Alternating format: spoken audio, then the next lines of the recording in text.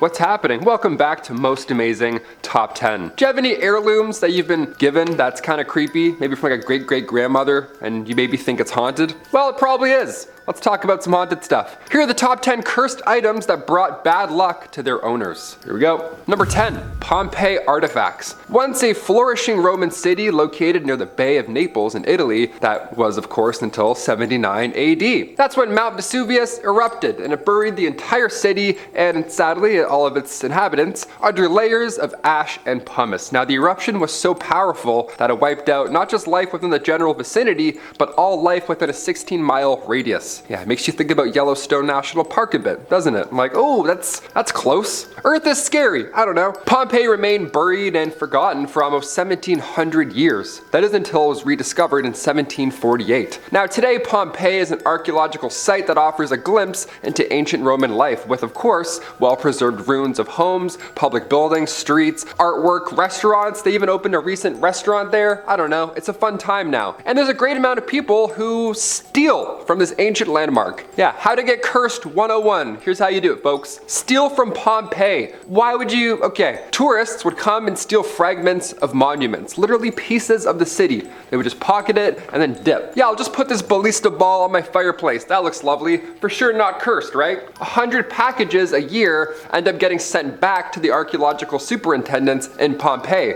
Most of them accompanied with a letter explaining the bad luck that occurred. They're like, sorry we took this brick. My grandmother died. That sucks. I feel bad. Let's move on. Number 9, Portrait of Bernardo de Galvez. Art is subjective, but I never knew it was haunted. My gosh, here we go. Bernardo de Galvez was a nobleman and military leader who played a significant role in the American Revolution, widely regarded as a hero for his efforts to aid the American colonies in their fight against British rule. Some believe that there is a curse attached to his portrait. Yeah, haunted portrait? That's terrifying. According to legend, anybody who looks directly into the eyes of Bernardo's portrait will suffer a terrible fate. The curse was born during the Spanish-American War when American soldiers looted Galvez's home in Louisiana. They took his portrait as a trophy. Again, how to get cursed 101. Here's how you do it. Since then, several people who have come into possession of the portrait or stared deep into the portrait's eyes all have experienced misfortune in some way or another. One man inherited the portrait from his grandfather and then hung it in his home. Not long after, he lost his job and then his wife left him. Maybe he's just bad taste in art, I don't know. Another tale involved a museum curator who displayed the painting and then soon after suffered a heart attack. Now, even those who have seen photographs of the portrait, they claim to feel uneasy or experience strange occurrences. I should have led with that. Whoops, my bad. Number 8, James Dean's car. James Dean's love for fast cars was of course well known, and sadly because one of them took his life. One ultimately led to his tragic death at the age of 24, and some are convinced that his cars were cursed. All these vehicles are the reason for it. Dean's first vehicle was actually a Triumph Tiger. It was a T110 motorcycle, and it was involved in an accident that left him with a broken leg. Rough start. It gets worse. His next car, a Porsche 550 Spider, is the one that he famously died in right after colliding head-on with another vehicle. I don't know if that one was cursed, but we should look into that maybe. That's already tragic. That's dark history right there. But after Dean's death, the Porsche was sold off and then quickly became infamous for causing more accidents and deaths. One of its owners even reported seeing James Dean's ghost sitting in the passenger seat shortly before crashing. That's so jarring. I couldn't imagine. I'd be like, I don't even know where to start with that. That's two bad things happening. Then the car disappeared from the public view in the late 1960s and has since been rumored to be hidden away by collectors who also believe it to be cursed. Yeah, fair. Keep that away, locked up. I don't even care where that is. I just looked directly into that light twice now. Three times. I gotta stop. Another Porsche that he owned was destroyed when it caught fire while being transported on a trailer, and a third Porsche that he had ordered, well, it never even made it to him. It was involved in an accident during transport that killed that driver. Whether you believe in curses or not, there's no denying that, this car collection has some dark, tragic history, some sort of bad juju going on. I don't know. That's why I don't have my G1 personally. That's why I don't drive, so I don't know. Number 7, the Dybbuk Box. This small wine cabinet got some attention after being sold on eBay in 2003. Remember eBay? What a good time. So sketchy. The box was purchased by Kevin Manis. Now, shortly after, he claimed that said box was haunted and had caused him and his family to experience a series of terrifying events. A series. More than one. Health problems, terrifying events, even paranormal activity. They all saw ghosts. It's uncomfortable. He eventually sold the box to Jason Haxton, who ended up writing a book about his experience. He's like, yeah, sure, take it. $20, I don't care. Yeah, it was that bad. He wrote a book. Some believe that opening the box can release malevolent spirits into the world. Its origins go back to a survivor, a woman from World War II, and this came from her estate, apparently. So the history behind it is dark. It's seen some days, that's for sure. And now lives in the Haunted Museum. Remember that viral video, Post Malone touching that haunted artifact? That was this box. There we go. Zach Baggins, please keep an eye on this box. Thank you so much. Smash that thumbs up for ghost-proof glass. We love that stuff. That's great. Number 6, the Basano Vase. Also known as the Vase of Death. That's a good one. Legend has it that this vase was crafted in Italy during the 15th century and was once owned by a powerful, noble family. That's how it all starts, right? Then the curse comes. However, there it is. However, tragedy struck when several members of the family died under mysterious circumstances. Now at that point, curse confirmed, right?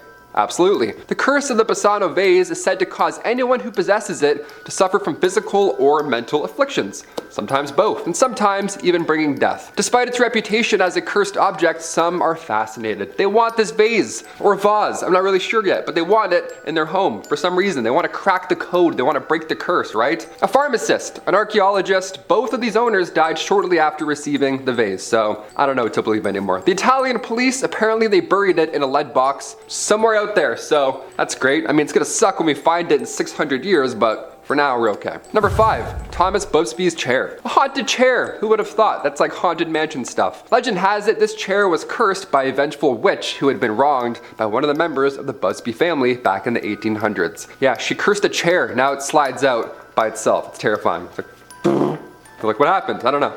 400 years ago. The curse was said to bring misery and misfortune to anyone who dared sit in the chair, so if you're around it, well, you better lock those knees up. Or squat. We're doing some squats all day in this bar. Over the years, many brave souls attempted to break the curse by, of course, sitting in it, only to be met with tragedy soon after. I'll be honest, I would probably sit on it. Yeah, I'd have a few pints, I'd get cocky, for sure, I'd do it. Some suffered from unexplained illnesses, while others were plagued by nightmares. One man even claimed that he saw ghostly apparitions floating around him after sitting in the chair. Yeah, he saw ghosts. That's how bad the backrest is. Despite its reputation, the Thomas Busby chair remains an object of fascination for many paranormal enthusiasts. Again, people want the vase, people want the chair, they just want to be around it. It was eventually acquired by the Thirsk Museum, dedicated to supernatural artifacts, where it remains on display to this day. If you want to go and take a seat for a minute, there you go, good luck. Number 4, the Anguished Man. I mean, first of all, aside from its dark history, the Anguished Man painting, who would be able to look at this? Imagine this on your wall in your home. That's from The Conjuring. No way, that's terrifying to look at.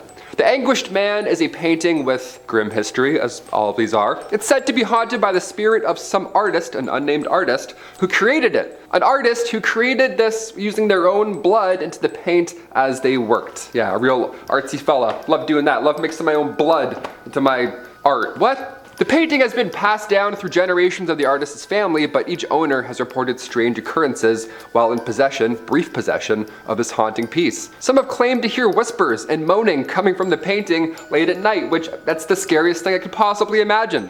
Imagine your painting being like, huh?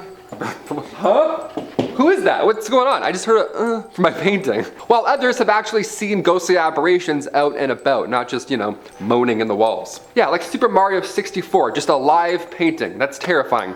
Would you spend the night with this painting? Comment down below. I'm a skeptic when it comes to all this stuff, but I don't know. I don't think I would do this, honestly. It's a bit too brave for me. Scariest painting ever. Let's move on. Number 3, Robert the Doll. First of all, Robert, that's not a scary doll name. We've got to rework that. Annabelle, nice. Chucky, even better. Robert, back to the workshop, my guy. Go figure something out. Let's talk about him. What did he do? A man named Rob Otto, he was given a doll that looked, well, a lot like him. He noticed right off the bat. He's like, oh, okay. Nice eyes. Hazel, wonderful. One of his servants who didn't like him made this doll. Yeah, you already know where I'm going here by what I'm saying. You're like, oh, okay, this was a voodoo doll, for sure. This is obviously a trap. Neighbors would hear Robert talking to this doll. Robert, the podcast. Tune in, there we go. Just talking to himself all day. Now, after Robert's death, sad, I know, the new owners of the house found that same doll up in the attic. Still there, still chilling out, still doing the podcast alone. Well, actually, their daughter found it. It must have been pretty jarring. The family was haunted by this doll. They would hear threats coming from it, so now Robert the doll is on display in a museum in Key West. Another haunted museum. That's terrifying. Robert, he seems too innocent, you know? Number 2, Elmo. This guy, not so innocent. This guy's done some stuff. I had like 8 Elmos growing up. I loved them. None of them talked to me. None of them knew my name. Thank God, that's a little personal. The Sesame Street icon has been in homes for many, many years. There was a literal stampede when Tickle Me Elmo was released. An employee was trampled. People go nuts for these little red guys. When the Elmo Knows Your Name toy was launched by Fisher-Price in 2005, that was game-changing, right? This guy's intimate. Now he's learning things. There were 15,000 names ready to go. Only one family was traumatized. Only one. Not bad. The Elmo toy apparently spoke on its own, threatening to harm the family in the Elmo voice, which is half hilarious, half terrifying. So they tossed it out immediately. But this happened more than once. The audio sounded off for some of these devices. Be Like Elmo sounded like Beat Up Elmo. The Elmo phone, released in 2009, often said 456, but in some cases it sounded like Who Wants to Have, right? 6 and sex, they sound kind of similar, I guess. Very different things. We're all learning with Elmo, whether you like it or not. We're just learning some intimate topics. I like touching this today. I've been doing this a lot. This is cool. I feel like I'm at a museum. I'm like, hey, what's this? It can be whatever you want. It's a green screen. Number 1, the Great Bed of Ware. All right, we'll get nice and cozy for our last one here, and then we'll put it to rest. We'll put it to bed. Just not in this one, that's for sure. The Great Bed of Ware, it's massive, it's cozy, it looks like a bed a king would certainly sleep in, and rightfully so. You know, yeah, sure. I wouldn't. I'm not a king, but yeah, go get itchy. The Great Bed of Ware was built for the royal family back in 1463. It was 12 feet by 12 feet. Plenty of space to cut your toenails and get all dirty like a king would. Jonas Fosbrook was a carpenter from that time, and they impressed the king, which was King Edward IV at the time, with his work. So much so that the king gave him a pension for the rest of his life. Yeah, you're set. There you go. You're laughing. You're rolling in it. People would travel all across the land to see this beautiful bed. Now, what a fun family vacation. Yeah, we're not going to Disneyland. We're going to the Great Bed of Ware. Sorry, I don't know. I got laid off. All those who stayed in the bed did not have a good night's rest. No, instead they woke up scratched and bruised, or they would wake up on the floor. Somehow they would roll out of a 12-foot bed, right?